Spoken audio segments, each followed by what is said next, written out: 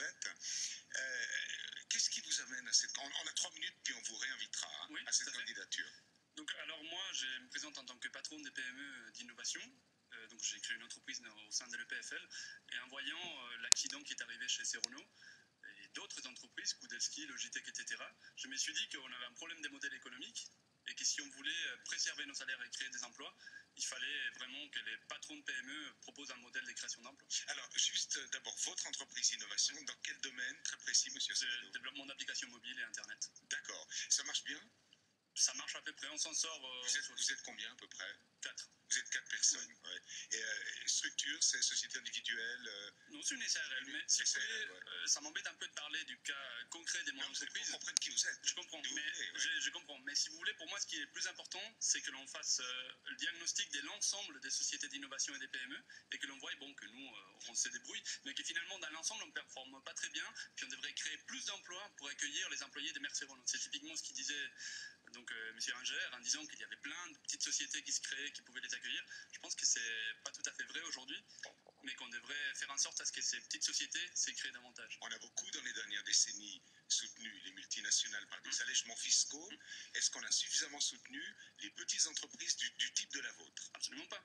Et la preuve, en fait, c'est les résultats. Je pense que la première mesure, c'est de mesurer, en fait, combien de nouvelles entreprises se créent.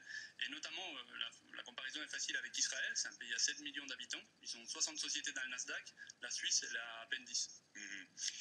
Quelle serait la première mesure, si vous étiez au Conseil d'État, que vous proposeriez pour valoriser les PME, le tissu des PME, 90% du tissu économique en Suisse? Oui, tout à fait. Alors, la question, c'est déjà, il faut mesurer comment est-ce que l'on performe, c'est-à-dire est-ce que nos PME sont en bonne santé ou est-ce qu'elles ne sont pas en bonne santé.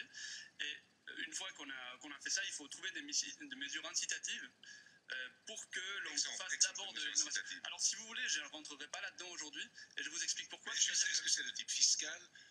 Non, c'est ça. Non, c'est pas du type d'aide fiscale. Aujourd'hui, les problèmes que les PME rencontrent, c'est au niveau du carnet de commandes. Il faudrait faire en sorte à ce que l'on puisse travailler davantage. Ça, c'est un problème économique, c'est un problème de marché économique. Oui, tout à fait, mais c'est un problème de choix. C'est-à-dire qu'il faut que les acteurs économiques, et ce soit tant les entreprises que l'État, favorisent ces petites sociétés pour qu'elles puissent créer des produits à l'exportation. Typiquement, nous, c'est ce qui nous est arrivé. C'est un produit à l'exportation, mais en même temps, on avait toutes les portes fermées aux entreprises suisses et aux administrations suisses, alors que si on trouve un équilibre, on pourrait trouver des sources de financement pour produire, nous, à l'exportation. Alors, monsieur Acevedo, c'est juste pour faire votre connaissance, j'ai montré votre visage, puis on va faire des débats, on vous invitera de temps en temps, bien sûr, et on invitera aussi, bien sûr,